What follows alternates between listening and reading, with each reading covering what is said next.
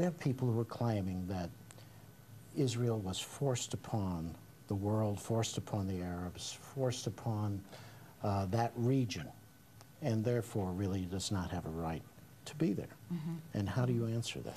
Well, for one, I would say that they should maybe study the history, because Jews have been there. I want you to tell me the history. The history. So right. we came with Abraham. Okay. That's we a went good place to Egypt to start. for a little while. We came back. We established Israel. Okay. We were exiled by the Romans, right? Mm-hmm. And during the Roman Empire, the Roman period, we were, it was called Judea, mm-hmm. yes? But in order to alienate, you know, when they kicked us out, they called it Palestine, and that's what the origin of Palestine was. But Jews, even after the exile, Jews still lived there. And, you know, we pray 3 times a day to return to Israel, sure. yes? So Jews have always, throughout the centuries, they have always returned to Jerusalem. Okay. Okay, so, so what happened?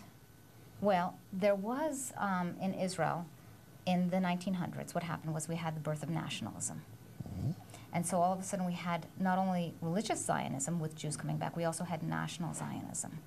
There was, at that time, basically three religions that lived in the area that's Israel now.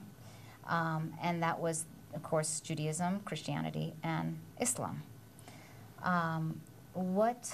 What happened was, and this is something that's not well known, but there was something called the Old Yeshuv. That's what we call it. That's the Jewish settlement that was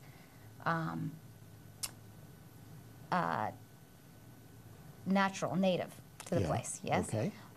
From within, we always talk about what people who attack Israel is. They always think of it as this foreign movement of Eastern European and Western European Jews who came to Israel. But in fact, the whole national and the statehood, and this is something that is not well known, came from the Old Yeshuv, from the native-born Jews.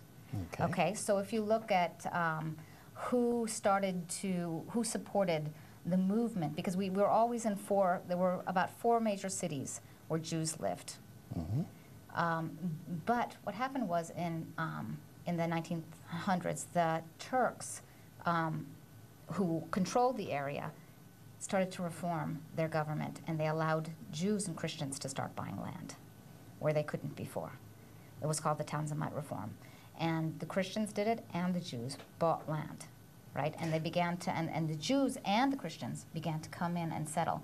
But the Jews came in from Eastern and Western European Jews, and they came along with the native population, and they formed what eventually became the State of Israel. I need to point out also that one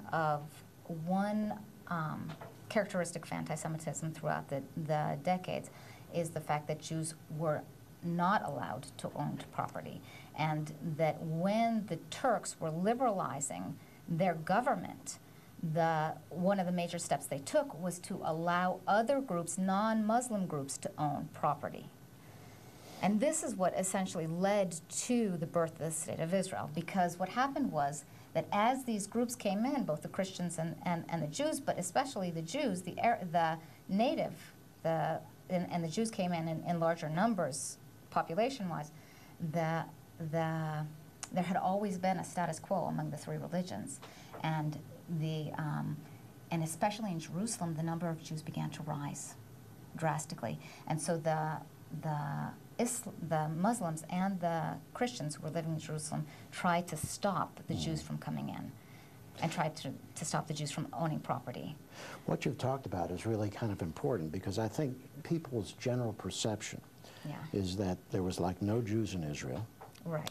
And then after World War II, you had all these refugees. They descended upon Israel, and all of a sudden the United Nations say, okay, you got this half and you got this half. But that's not the case. No, it's not the case. And all the nation building occurred before that.